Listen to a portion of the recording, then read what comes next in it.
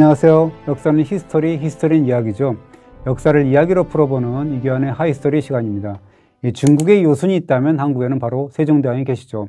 그분의 업적을 언급하라면 훈민정음 창제, 대마도 정벌, 그리고 사건육진 개척, 이와 같은 헤아릴 수 없는 업적들이 있죠. 그러나 그런 업적이 견준다면 정말 사소하다고 할 수 있지만요. 그럼에도 다른 분도 아니고 세종대왕이기 때문에 몇 가지 아쉬운 점이 있습니다. 세종대왕이 또 신은 아니니까요. 그중 하나가 바로 고려 역대 임금들의 어진, 즉 초상화나 동상을 불태우거나 땅에 묻어서 없애버린 사건을 얘기합니다.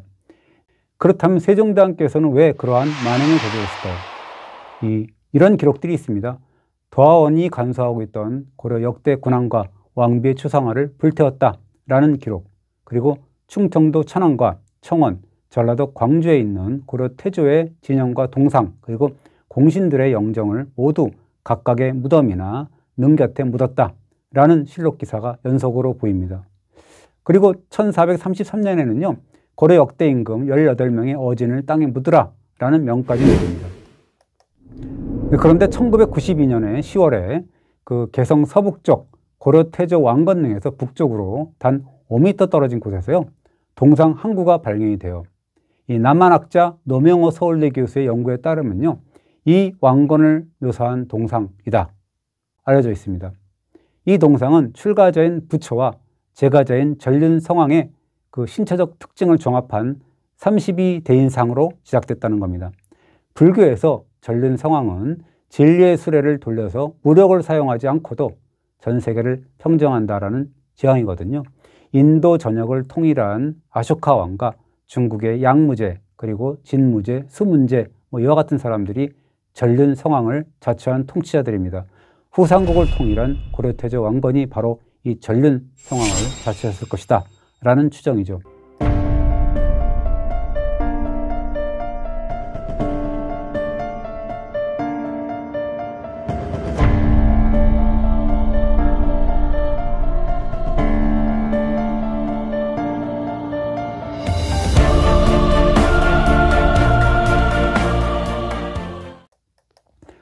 이 고려 왕조는 고려 개국의 상징인 이 동상을 태조 왕건의 원찰인 개경 봉은사에서 어진과 함께 극진히 모셨죠.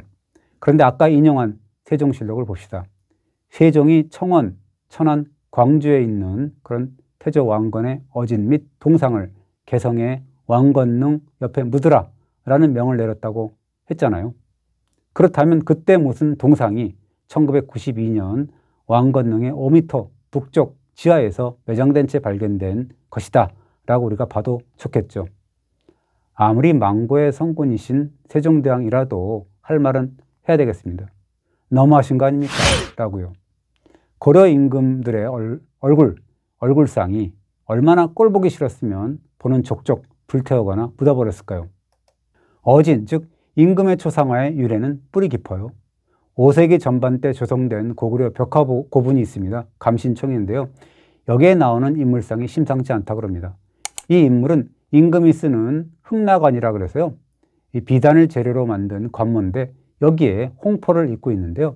이 전문가, 즉 조선미 성균관대 교수에 따르면 이 다른 쪽에 그려진 인물상의 경우에 뒤에 비단 장막에 임금 왕자가 수도 없이 쓰여 있다라고 설명을 하거든요.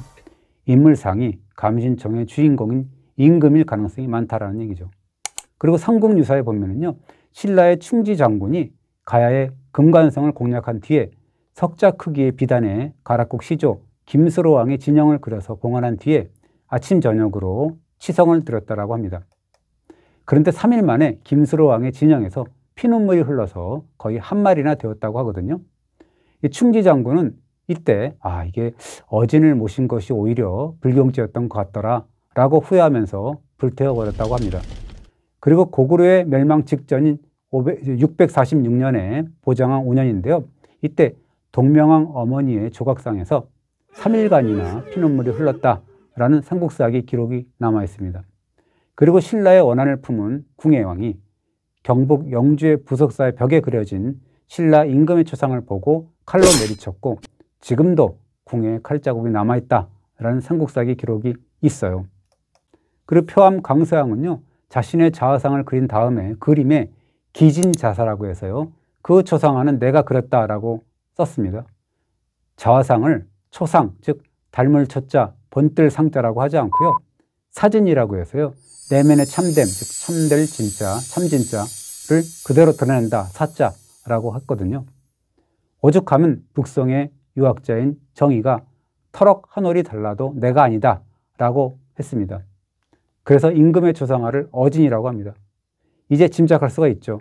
조선조 세종도 마치 살아있는 듯한 그렇게 사실적으로 그린 고려 임금들의 초상화를 보는 일이 불편하다는 판단이 들었을 겁니다.